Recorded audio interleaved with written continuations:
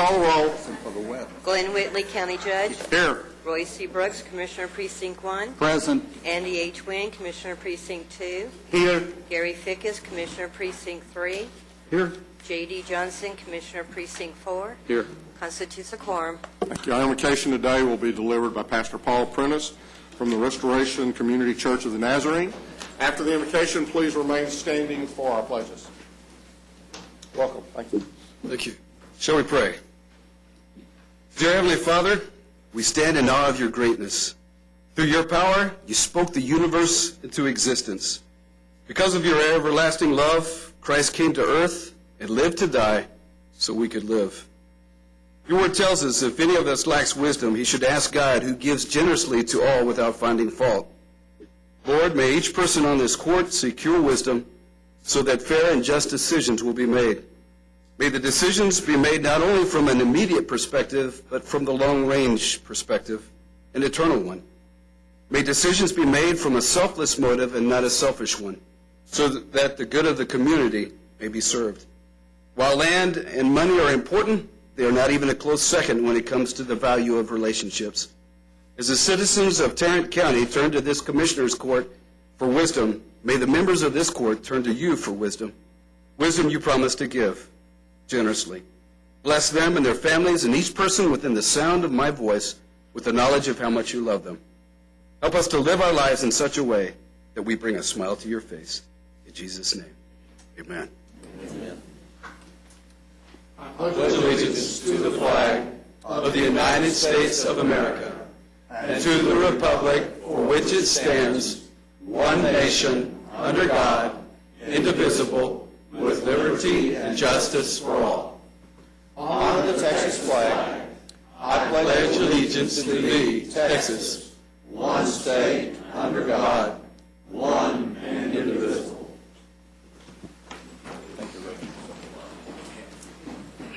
Thank you, Pastor Prentice, for coming out and joining us today. Agenda announcements, Mr. Manius? Your Honor, members of the court, we do not have any announcements at this time. Woo. Hey. Good. Court members, you have before you the minutes of our regular meeting of June the 21st. Move approval. Second. We have a motion and a second. Any discussion? Please vote. Motion passes unanimously. You have before you the consent agenda. Move approval of the consent agenda. Second. We have a motion and a second to approve the consent agenda. Please vote. Motion passes unanimously. Mr. Manius. Thank you, Your Honor. Members of the court, under the administrative section, we have two items for you this morning. The first one, we're requesting that the Commissioner's Court adopt the criteria which we will be utilizing for the 2011 redistricting process. I will move approval, though I had thought we had already done this. Second. We have a motion and a second. No, we have not done this yet. What this does, and this is linked with item number 2, we're simply identifying the process that we're going to be utilizing and the criteria that we are going to consider. This is a resolution which has been provided to us by legal counsel, and it's part of the package that will go into the Justice Department for ratification. Any other questions? Please vote. Motion passes unanimously. Members of the court, if we could go to item number 2, we're requesting that the court adopt an order which provides guidelines for individuals who would be submitting specific 2011 redistricting proposals and providing comments to the court.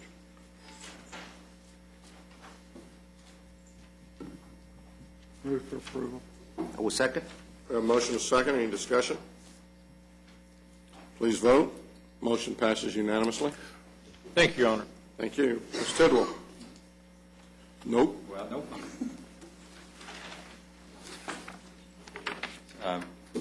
Ms. Tidwell is away being trained today at the Fort Worth chapter office, so she asked me to fill in for her.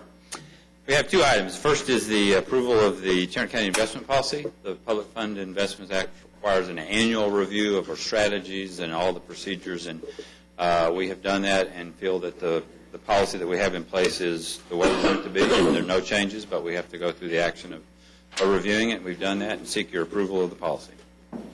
Move approval. Second. We have a motion and a second. Any discussion? Please vote. Motion passes unanimously. Thank you. The second item is the receive and file the May 2011 financial statements, and there's nothing extraordinary to report. Results are on track with expectations, and we would just ask that these statements be received and filed. I would so move. Second. We have a motion and a second. Any discussion? Please vote. Motion passes unanimously. Can I ask him a question? Sure. Ron, a couple of weeks ago, I was going through the e-government functionalities on our website, and I found that the check register, the information is there, but it's not very easily located.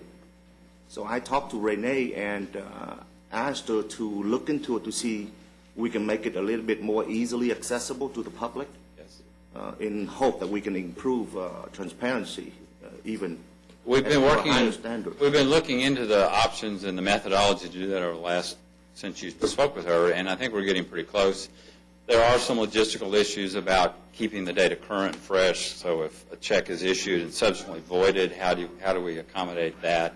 So we're working through some of the logistics of getting that, and I think we're pretty close to getting that ironed out. The IT people have told us that they can get us a page where that can be linked, and so we're nearing the end of the process to identify the best way to do that.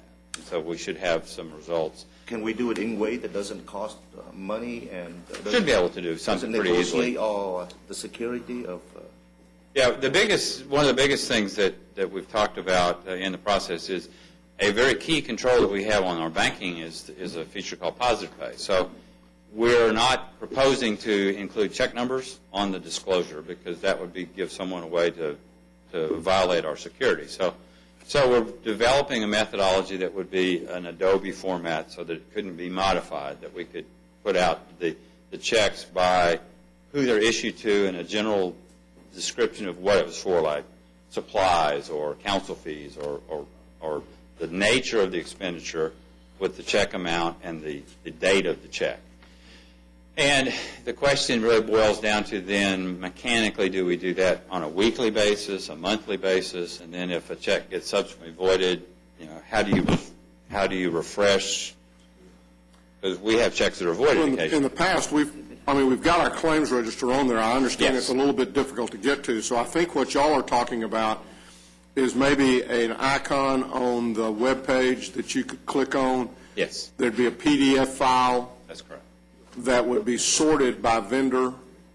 And then, then you could look at it and given the right software, you can download that and put it into your own files, but it would then be manageable through the Adobe format where if you have the Adobe Reader, you could paste it into something and look for things.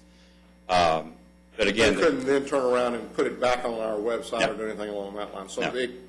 with the new software, it would be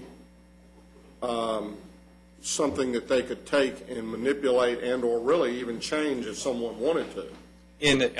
which is pretty true of anything on, you can copy images and go through the OCR process and you can manipulate data, but it wouldn't be on our webpage. And so I would just think that if we're going to do something like that, it would just be the weekly claims. And, I'm not sure I would worry about the voided checks. Because then I think we're getting it to the point to where now we're talking about Not maintaining. something being a lot more time-consuming as far to do that. If we just take Yeah. our claims register and put it on that PDF file with a link off the main page, Right. then And that was the sample, I think, that we sent around to each of you, of how that might look, that would be on a weekly basis. And then we'd have to include on the page where you link to that a disclaimer that says, checks are subsequently voided and so on. And then each individual week would then have to be a separate link that they would click on a check register button or a transparency button or whatever, and it would then take you to a page where you'd have to select each individual week, which would be fine, which would be similar to the way our financial statements are on the or the way our agendas are archived. Yes. Now, with the agendas, of course, you would have to, you could go to the claims, and then you click on the Adobe, Right. and you get the same I information. know that on each one of our agenda items, as far as if you go there, it automatically, it'll take you to a list, and it says video or agenda. Yes. Could we, if we did the PDF on the thing, could we have another little column that said PDF claims and addendum? That might, Well, it is actually a PDF on the agenda as it exists now. So to sort it, the claims register as it's constituted now is sorted more in the fund account sequence. So it's not sorted by vendor. So if you want to find a vendor, you'd have to use the search functionality. well, that's why I like, Yeah. if we could put the PDF on there that's already sorted by Yeah. vendor, that might be a, That would be something that we could include, we could explore including in as an additional attachment to the agenda, and then that document itself could then be posted, linked through some other web portal page to get it to that. So that would be something we could explore, yes. The timing issue on that would be, it wouldn't be something that would be posted immediately at the time that court would be on, because, as you know, we have addendum as relates to the claims. And so that posting, we'll need to think about that a little bit, so that when we post, we may have to, or publish, we may have to republish that document. that brings a good point up, GK. When we talk about posting that PDF file, are we talking about posting it prior to approval of the claims, No. including the addendum, or afterwards? No, we would certainly suggest that it not be posted until after the approvals, because Right. it may well be that something is pulled or removed. So if anybody wanted to look at what we were proposing to pay, they'd have to go to the agenda and look at the claims, including the addendum. And the addendum, The addendum is not electronically, it's not on the electronic book right now. We do that immediately after. simply because of the timing, because that's usually We prepared don't this get morning. that until brought this down morning. here. So that would not be something that would be readily accessible prior to court meeting. So on a normal basis, you anticipate that the PDF file would be put on the agenda the next day? At the latest by the next day. Normally, we try to republish this afternoon. Okay. So what that would be, you would still desire for there to be a link to go to the check register, or simply just have that be an additional component of the court agenda? Yeah, either one of those is fine with me.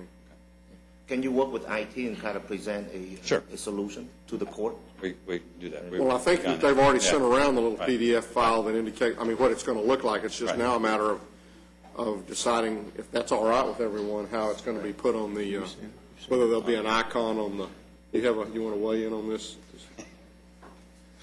I have mine right here. Thank you. Sure. Thank you, Ron. Thank you, We Ron. I didn't announce the vote, but motion passed unanimously to receive and file the. Sorry, didn't mean to. Well, that's all right. I wasn't sure if your question was about the financial statements or not. Ms. Snyder?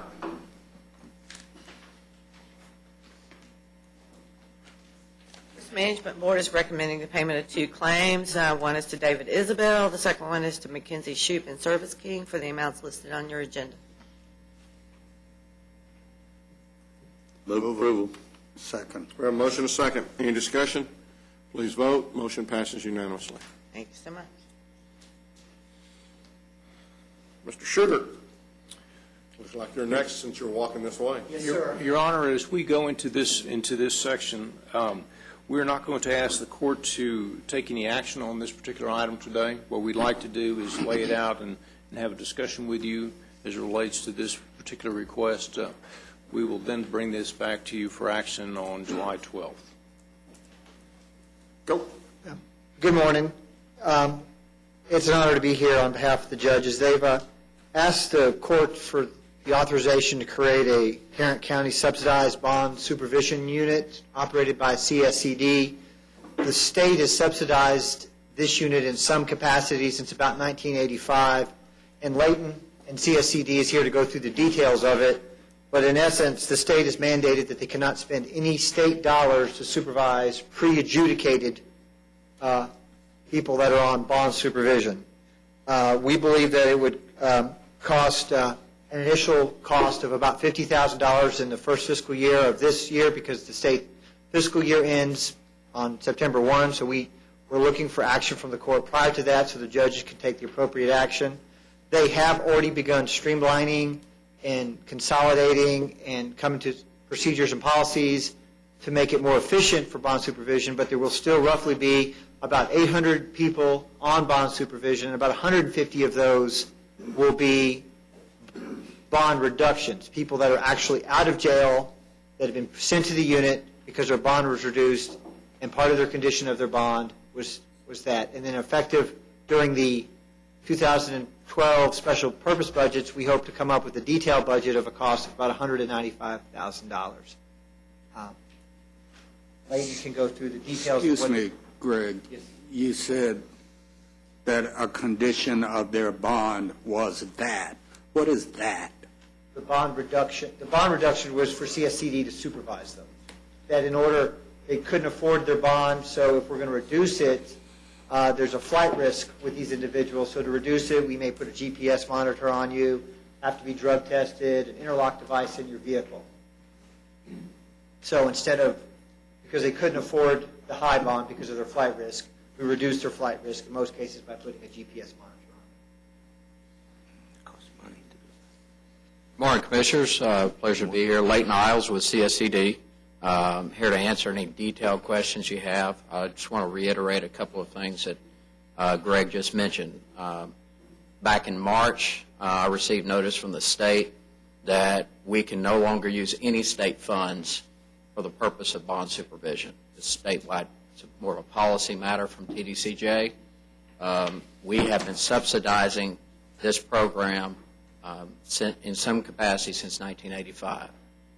We expect this year to spend about $250,000 out of state funds. That's the difference between the expenditures, what our revenue is, and that, again, would come out of our state funding. We can no longer do that. I actually received an extension until August 31st.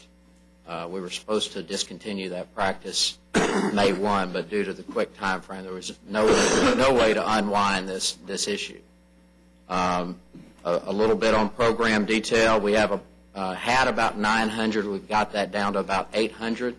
And there's a variety of categories of individuals that are under bond supervision.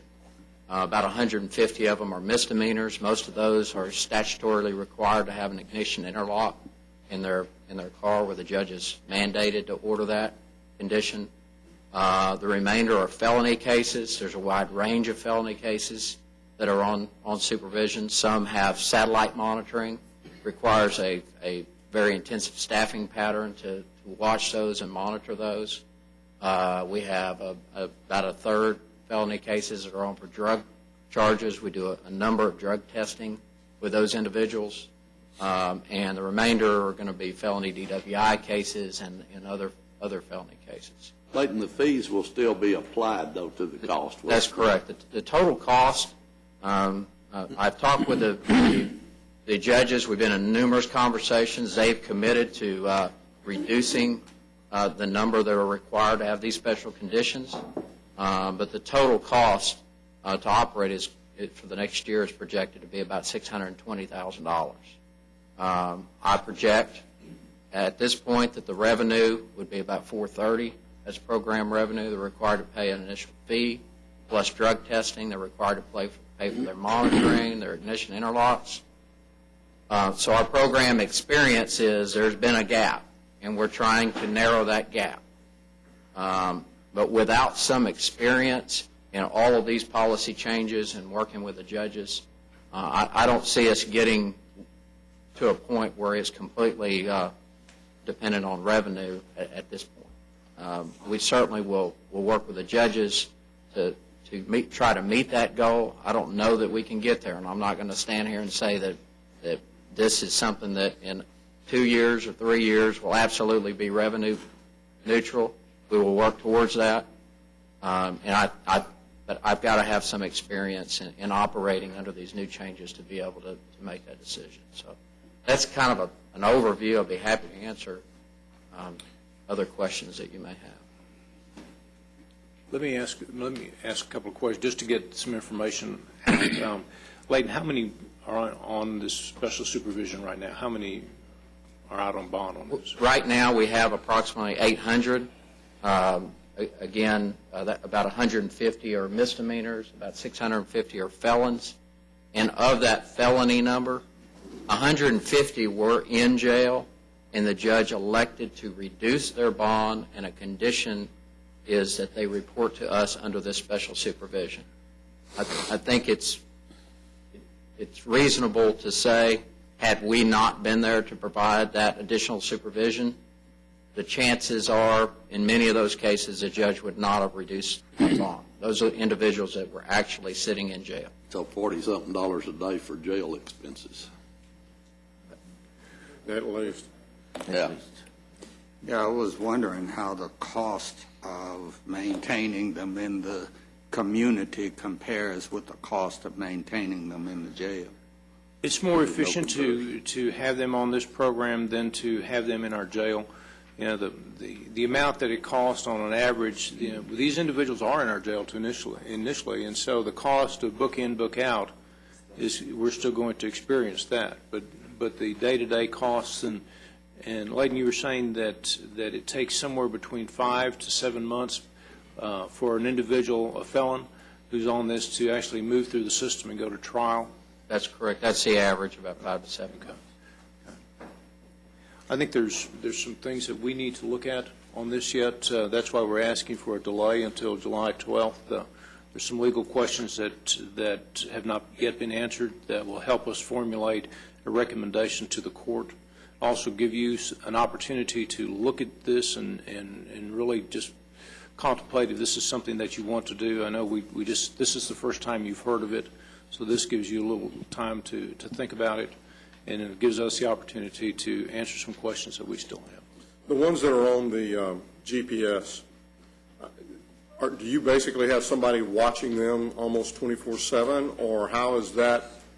Or do they come in and your GPS, you plug it in and it tells you where they've been over the last?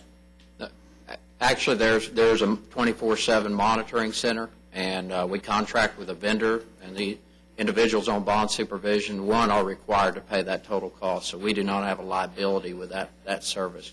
But they are monitored 24/7, and they're required to come in regularly, either weekly, for us to check their maps, their sex offenders. There's some pretty serious offenders that are under that supervision. And so if they go into an area they're not required, they're not authorized to go into, an alert will go out, and the company would contact the Sheriff's Department. We have pretty good compliance with that level of service. And so in that particular one, you said we're not out, that's contracted and they're paying for all of that. That's correct. So the cost associated with those individuals would be the amount. Are they paying something extra then? They're paying extra, and we have an employee that goes through the maps regularly and makes sure they're doing what they're required to do. If they run into an area where there's a special, this small area here, for example, a sex offender may be ordered to not be around a victim, but also may be ordered not to be around any children. So you have to make sure that they're not running to playgrounds, and we can't exclude every playground in Tarrant County. So they're very intensive to work on those type of cases. Okay. And do you feel like, I mean, in the revenue of $430,000, I know when you and I talked before about this, you mentioned that, for example, if there was a drug test, they might come in and they may not have any money, and so you'd still do the drug test, and you may or may not get paid. Do you have any idea what kind of a rate it is of uncollected revenue on that, and whether or not, if you were collecting everything, if we, you know, one of the things that we talked about was moving to a deposit, if we could. That's correct. Do you have any idea how much uncollected revenue you have on an annual basis? Well, there's a couple of issues with that. One is if they test positive and they're revoked, and that's the biggest category. You can't have them pay before they get tested? We can ask, but you know, we have to do the test. So we collect it after per test. And so in some cases, if they're revoked, they're sitting in jail, they're not going to pay us. There's a couple of things that we've asked the judges. One, if they receive probation, that we go back and collect that and be deposited in this fund. So I believe we can do that. Certainly, if we can legally require the deposit ahead of time, we have 5 or 6 months of fees there that we can charge against. So you don't, but do you have any idea of how much money we might be talking about in additional revenue if you had collected everything that was due when they came in, either for a test or whatever? I'll make sure I get that number. That would be a helpful number. We can determine that, but let me get that before I just. Because, I mean, obviously, the deposit would take care of that if we could get a deposit, or if we could make it a condition of the parole or of the bond, not parole, but a condition of the bond, that they had to pay this money for this quote-unquote testing and supervision. Right. Then we've got that, and so that would reduce the $190,000 a little bit, because otherwise, we're talking about an almost 50% increase in whatever fee we're charging in order to be able to make this a break-even, revenue-neutral type of a deal. And that's a pretty hefty increase. Well, and my other concern is we will get to a tipping point on trying to increase fees. These individuals are having to hire attorneys and continue to pay out their bondsmen. And if you get to a certain point where you've got too much uncollected, they give up, and we don't want to get to that point where it could potentially impact the jail again. So there is that. It's a delicate balance. And I have a concern that if we make this too onerous, we're going to run into class distinctions. You're going to end up with a jail full of only poor people who can't afford all these fees to get out. That is certainly not the intention of this court. It's not the intention of the law. Well, I hope it's not the intention of the law. But certainly it could be an unintended consequence. And I'm going to be concerned about that as I look at this going forward. Why did the state make that decision? Is it a money issue, or is there any other issue? Yes. I can't answer that completely other than to say this came out during the legislative session. It was not a part of legislative action. It's a policy matter with TDCJ.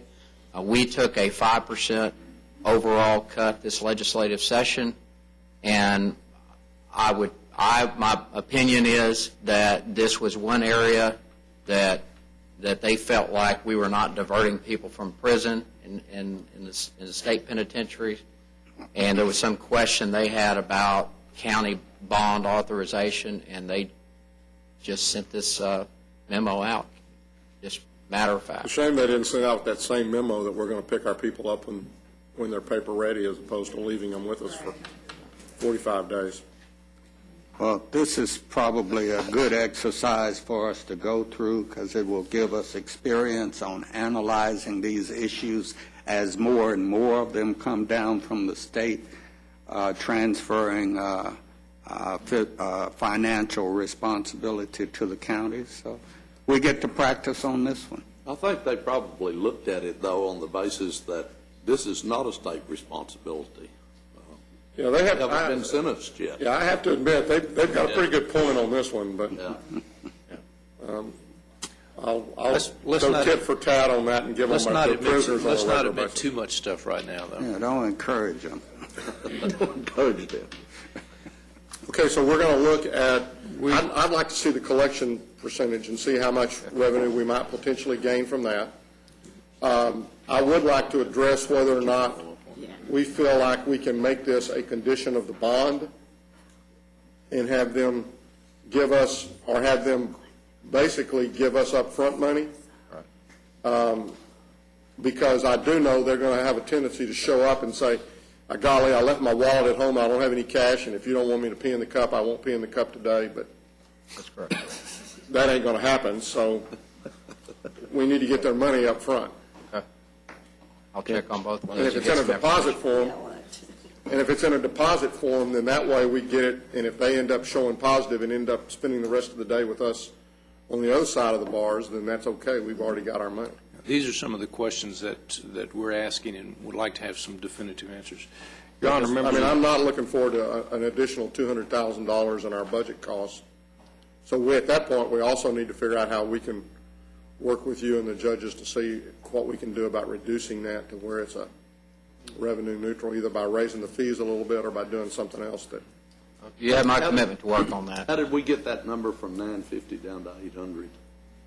Judges. The judges looked at those that were doing well on bond over the last 2 or 3 months, and several of them have reviewed individual cases, and if they've done well, then they've pushed those out and left them on bond, just not required to continue supervision with us. Most of those are going to be discretionary conditions like drug testing. Of course, when you take the best ones out that probably pay and do that, you take some of that revenue out too. Right. You have my commitment to work and analyze these things and try to get to a point that we can collect as much revenue to offset the cost. Well, and if we can also, I mean, you mentioned 3 different groups. You mentioned the ones that we're monitoring, the ones that I think are basically blowing, they've got the apparatus in their car where they got to blow in their car, and then you've got the ones that we're going to have the test on. That's correct. It would be interesting to know where most of our costs are, if it's, especially with regards to this unrecoverable or this deficit. Is that a particular group or not? Okay.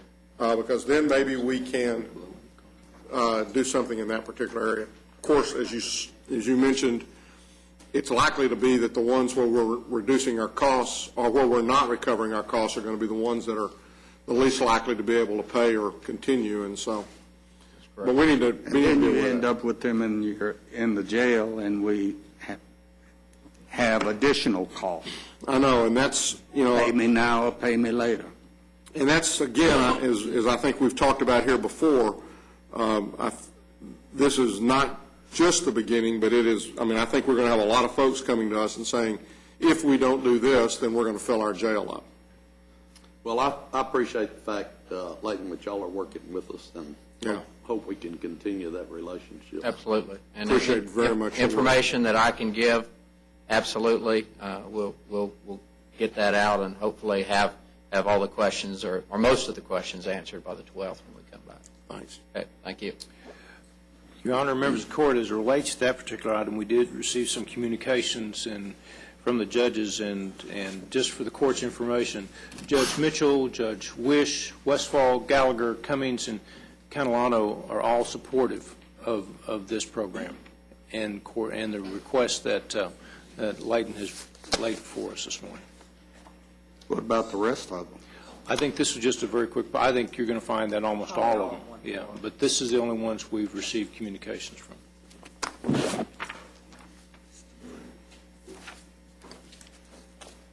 Good morning. Good morning. Good morning. Obviously, you have something that we can do before closed. I hope so. We have actually both items we could do before close. The first item is a contract between Tarrant County and Max Courtney.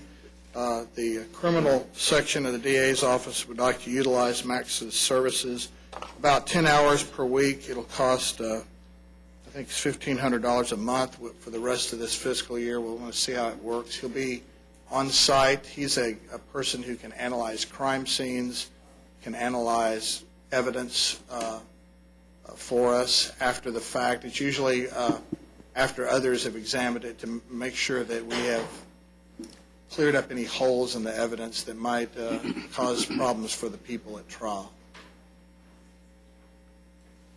And what is the source of funding for this?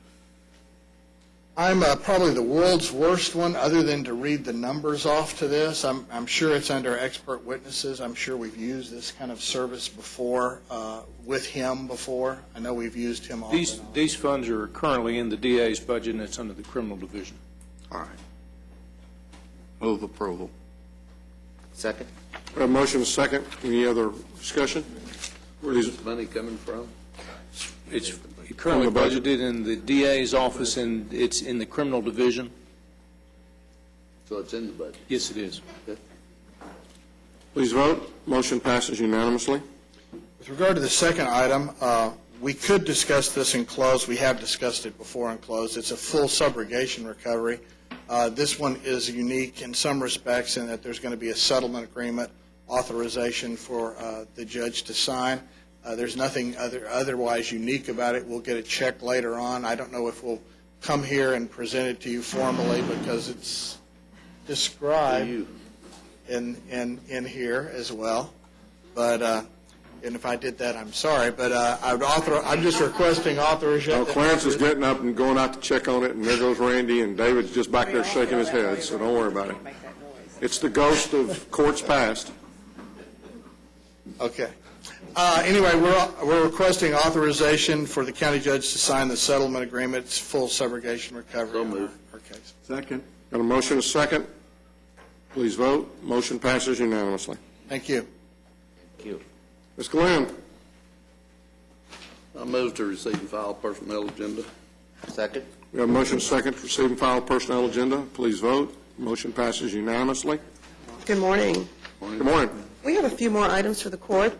Second item, we're asking the court to approve the out-of-class pay extension for the county administrator's office. If approved, this extension will expire early October.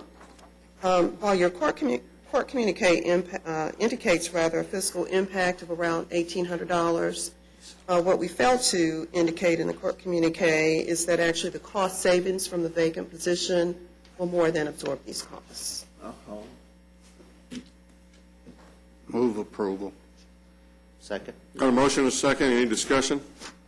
Please vote. Motion passes unanimously. You can thank us later, Mr. Manius. Thank you.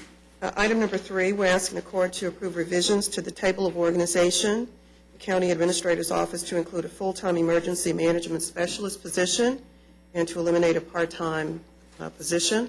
We're asking this action be effective July the 23rd. There is no impact to the general fund. These are Homeland Security funds. Move approval. Second. We have a motion, a second. Any discussion? Please vote. Motion passes unanimously.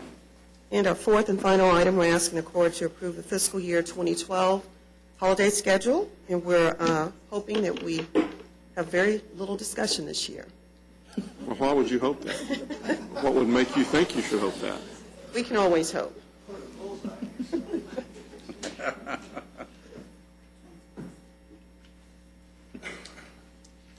Move approval. I will second. We have a motion, a second. Any discussion?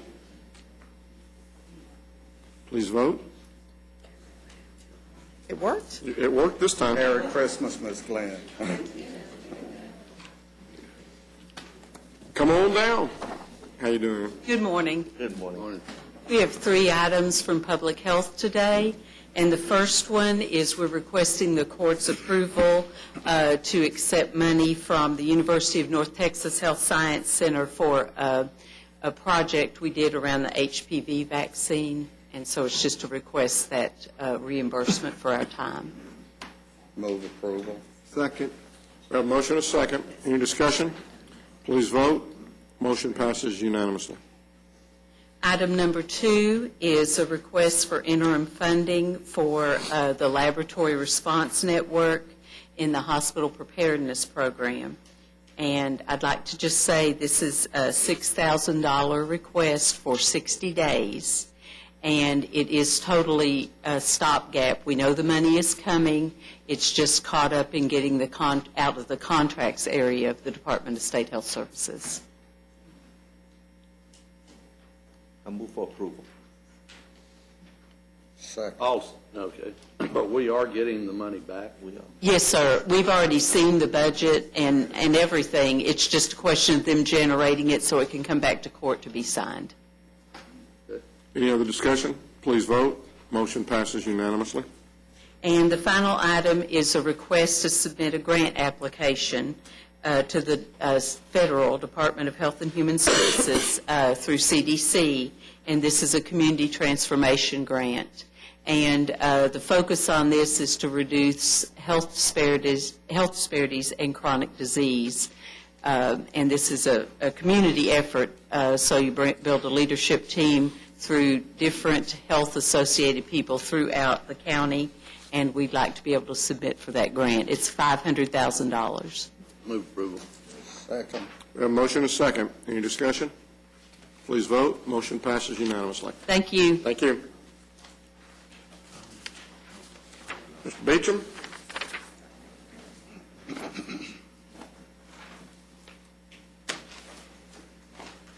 We have one item for your consideration this morning. It's a bid award recommendation for RFP number 2011-106. It's for excess workers' compensation insurance. The recommendation will be toward McGriff, Siebels, and Williams, and Star Insurance. The premium is estimated at $110,000. This was reviewed by the Risk Management Board, and Debbie's here to answer questions if there are.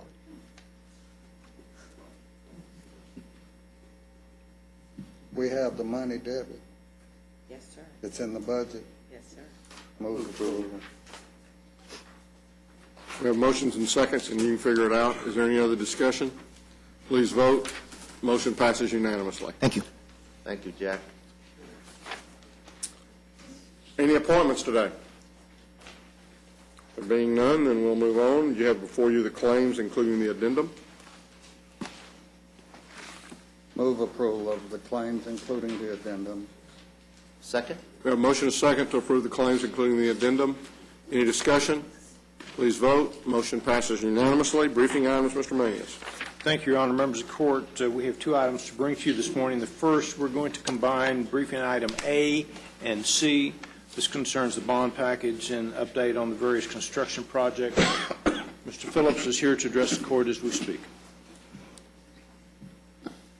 Good morning. Good morning. Good morning, David.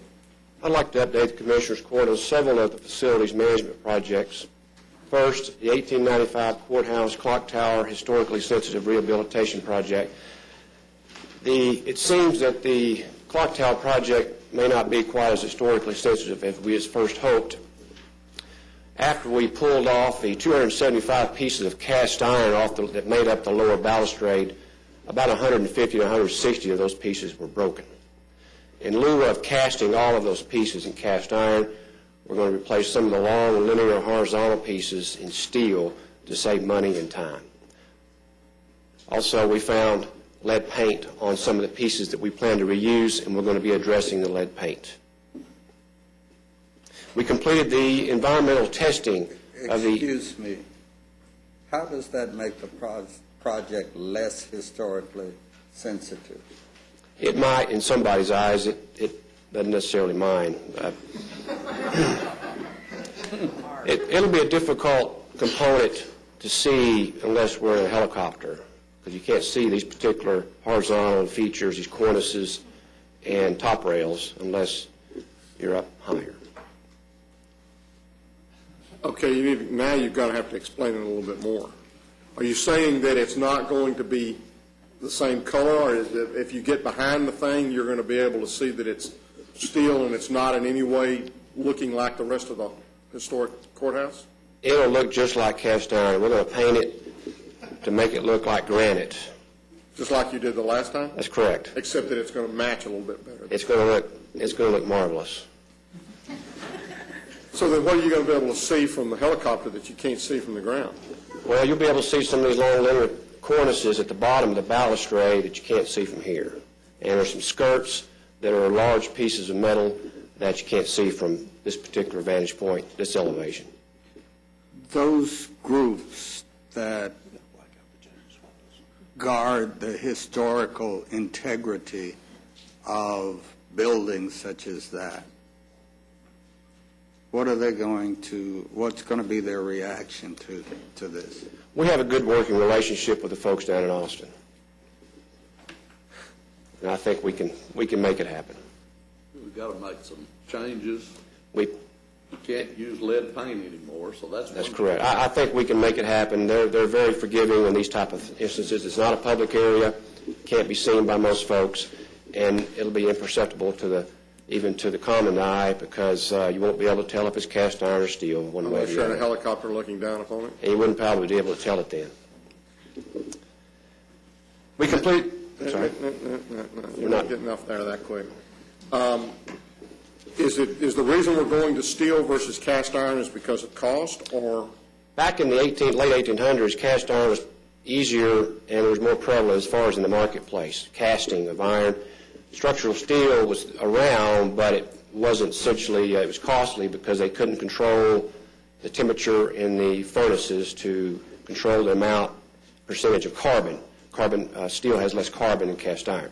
So today the technology allows us to, in the mills and such, is to the steel is a lot more prevalent in buildings. It's a lot less expensive. It's really marketplace driven. There's a lot more competition out there to get this done. So is the whole balustrade now going to be made up of steel versus the cast iron? No, sir, just the bottom pieces and the cornices, the long pieces. Now, there's several of the balusters, the hourglass type pieces that will be cast in cast iron because it will be much more difficult to structure those and fabricate those in steel. So they will actually be cast. And so the corners, like the piece that fell off, and the top railing part will be steel. Well, we don't know exactly yet because we're still working through it, but I believe the lower parts will be steel. They can be bit plate steel, and however, the flat end boxes will probably stay cast iron because they do have some decorative component to them. It may be difficult to stamp plate those in a factory, so it may be easier to cast iron to do the pouring them in a mold. So we have to work through. I was just giving you, alerting you that we may have a little bit of a change. Does that alert come with dollar signs at the end of that little bit of change? It'll be, this will actually be less dollars. Oh, okay. Compared to if we went with the cast iron for all of it. Now I'm fine with it. If you'd have said that to begin with, we might have been a lot better shape. Come on, David. You should know the drill by now. Okay. Well, we don't know. We didn't anticipate having 150 pieces of cast iron broken until we uncovered it all. So we knew when I presented that to you last month and showed you those photos, we uncovered a lot of broken pieces that were covered up with the asbestos-containing roofing cement. All right, Dave. We did complete. Have you unhooked the come along yet? Yes, we have. We have completed the environmental testing of the structural steel inside the dome, and we found about 80% of that structural steel has lead-based paint on it. Most of that is flaking off. Our original project intent was to remove the rust, remove the paint, prime and repaint all the steel. Our new plan is to abate the lead, remove the rust, prime and repaint the steel, and we may not go down to the shiny metal in all the places of the steel like we originally planned. So, is that cost neutral? No. Because you're not going down to shiny metal on all the... No, Commissioner, it's not. I don't have the cost today. We just found that out last week. I do know this. If we had to abate all the lead from the stainless, from the steel with a chemical, it would be 1.5 to 2 months delay, and off the top of my head, that's at least $50,000 to $100,000 in just delay cost with having a crane sit over there. And that does not even include all the chemicals and all the work to abate the lead. So it's hundreds of thousands of dollars. If we went with the original proposal, I'm proposing we go in and take off the lead, do some priming and painting, and in lieu of the paint lasting 150 years, it'll last 100. We've already talked with our paint supplier, and he's looked at this condition for us. Somebody else can worry about that. Also, some more news. When we removed the balustrade, from the building, there's some C-channels that are embedded into the masonry structure. Those C-channels, some of them are severely rusted. The structural engineer has designed a gusset system which essentially supports those C-channels, and that gusset for those C-channels has been installed on each one. That cost us $15,000 and 2 weeks. The scaffolding is being reconfigured around the tower right now. The scaffolding will go all the way up to the top of the dome, which is about 195 feet in the air. Once that's done, they'll start removing the copper, and they'll remove the clock faces, and that work will begin in late July or August. When are we going to see the, I noticed that the copper is missing from the whiteboard downstairs? Yes. When are we going to see the options on the copper? Judge, the copper samples that we had, we weren't comfortable with those. The word comes to mind is unpredictable outcomes. The more I learn about patina of copper and oxidizing it, accelerating its color to come make it look older, the more nervous I get, to be honest with you. You know, Stroh's did that copper dome on whatever the building is over there where he's got his condominiums and stuff. Philadelphia. Yeah. And I guess that's been a couple of years, but that's turned already pretty dark. And I'm assuming that there wasn't any treatment on that. It looked pretty bronze to begin, or copper to begin with, so. It takes 6 months to a year just to turn it kind of bronze looking where it starts oxidizing on the exterior, and then it just goes to a light green to a darker green over decades at that point. We had tried to, we put 4 samples out there on the board, each with a chemical compound on them to have a different level of acceleration of age, and we didn't like them. And because they just didn't, very unpredictable. I wasn't sure where we're going to go with it. We're still working on some different chemical makeups to maybe do some different options for you. But if you ask me today, I'm going to recommend we just put no patina on it and just go with it. But we will provide you with some options and ask you to vote. Refresh my memory, the finishes that we have out there right now, there's one that's very green, and then the clock tower that we're talking about is more of a black, or it's more dark. And that's the younger of the two, right? The dome itself, the dome that's up there today is 1920s. The flat roof, the sloped roof, is lower, and it's to the sides there, it's in the 50s. 1950s? 1950s. So it was actually replaced? We believe it was in the 1950s. Okay. Are those samples still up? No, we took them down. My first indication would be to agree of just putting it up there and letting it happen.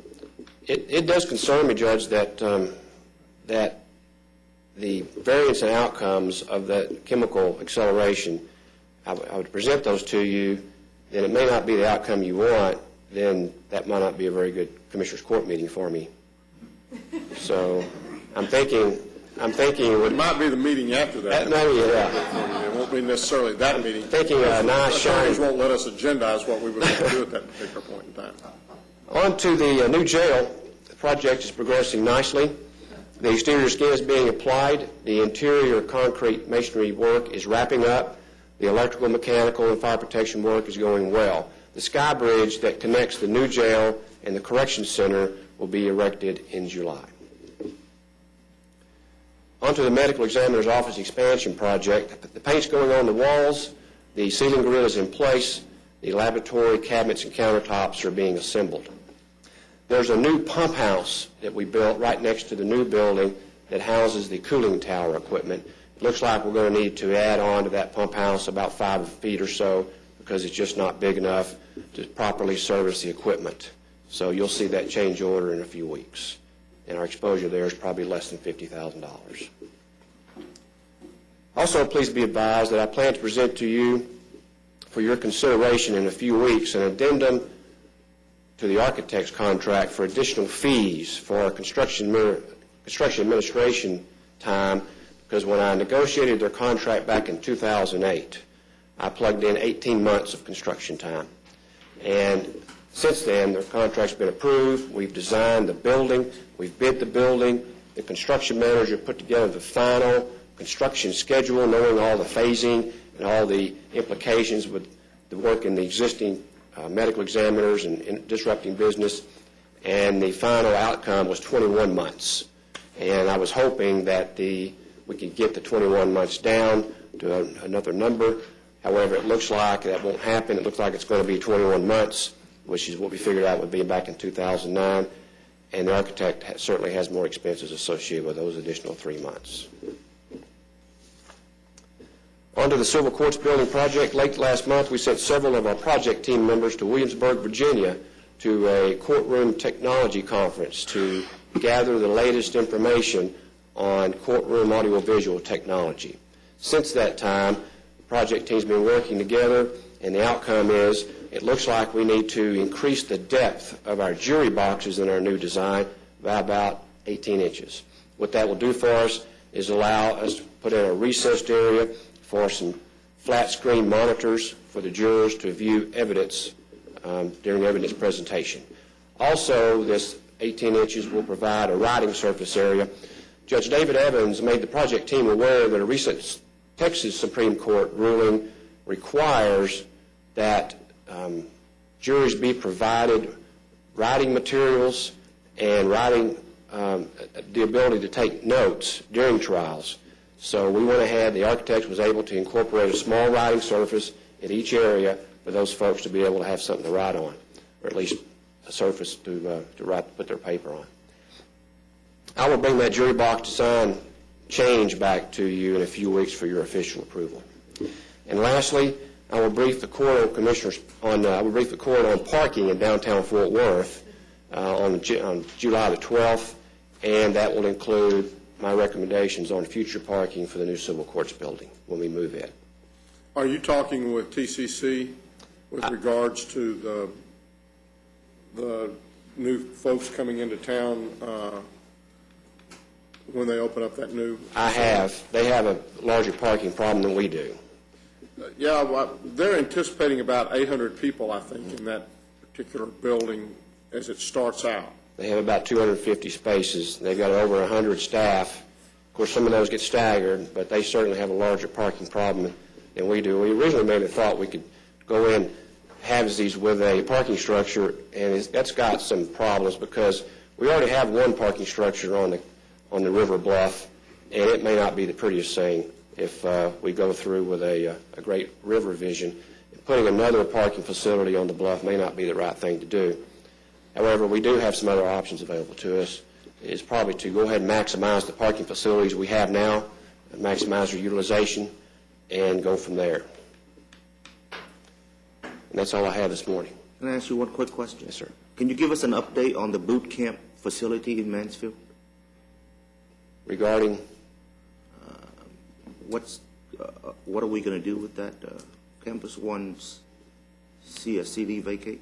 I understand they're vacating sometime in fiscal year 2012, and I believe I've put in my budget for operating it for 9 months. Having no staff out there, we still would need to maintain the buildings if we ever decide to reuse them, and that's what I have.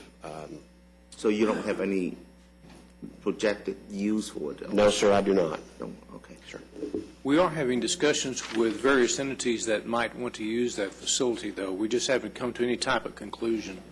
And we were waiting basically to see what the state was going to do, and now that we know, we'll continue those discussions and bring them to the court. Okay, good. Thank you. Thank you. Members of the court, if we could now go to item B. This is the legislative update. Mr. Mendez is here to address the court at this time. Morning. Good morning. Very briefly, tomorrow it will be the final day for the special session. First special session, our role during the special session has primarily been defense, and I think we've been largely successful in that regard. There were 3 major issues that we were working on. First one was the resolution that was going to require, after redistricting, that all commissioners run again. That one died in committee. We testified against that last week, and as we were told by the chairman of the committee, it did not come out. So that was good news. The proposal to expand the Community Housing Development Organization, the CHODO exemption, that one also died. It was taken out of Senate Bill 1 at the request of cities and counties who were working on that issue. Also taken out of, also put into Senate Bill 1 was the mixed beverage tax fix, which puts an absolute floor on the amount that the tax can be lowered after 2013.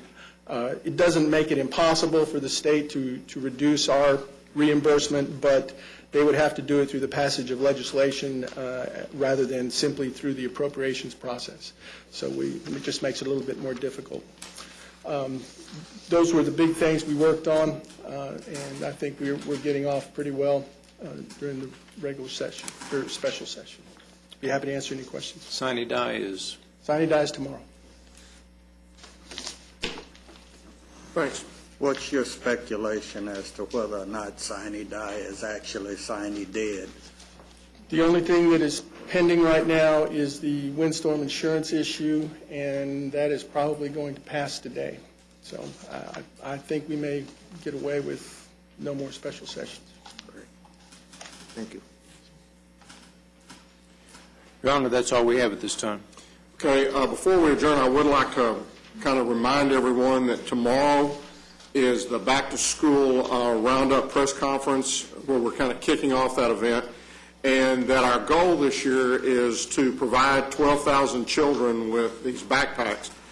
The Commissioners Court is really, all of us are honorary chairs, and the event is being held at I.M. Terrell Elementary School tomorrow. I would encourage all of you who can to attend that.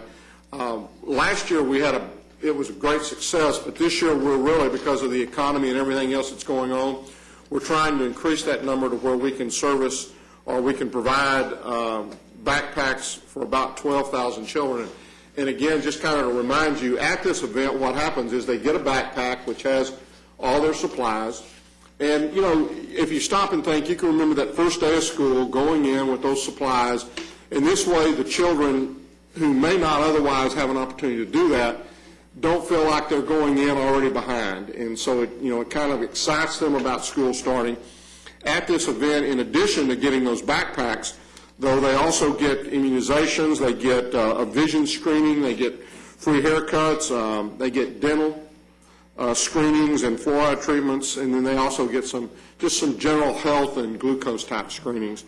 And in addition, the family also gets some information. So I'm going to be sending out a letter to everybody in the county, and I would encourage all you department heads and elected officials to talk with your folks and encourage them to kind of help us reach this goal of providing 12,000 backpacks. Now, each backpack is about $25, and we've gotten some great contribution from some of our community partners. Walmart, Chesapeake, and others have been very helpful, and they'll be, we'll announce that and give them some recognition tomorrow and in the future here in the court. But this is a great event. This is something that I think we, as county, do. Judy and Judy have helped tremendously in this, and I want to thank them for everything they do toward making this a success every year. And so again, if you can tomorrow, we're going to start about 10:30 at I.M. Terrell and try to kick this press conference off. It probably will only last about 15, 20 minutes, but if you can make it out, we'd love to have all of you out.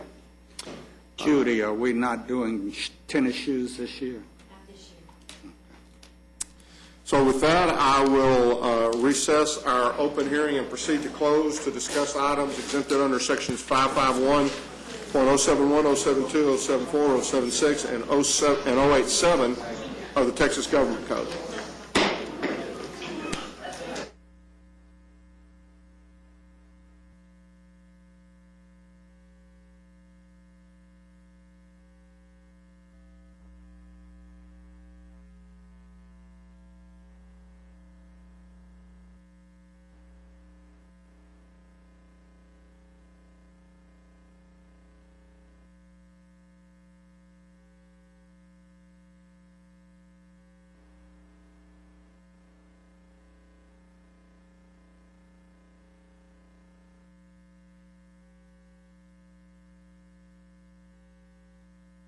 Well, I don't know. He's still pushing his buttons over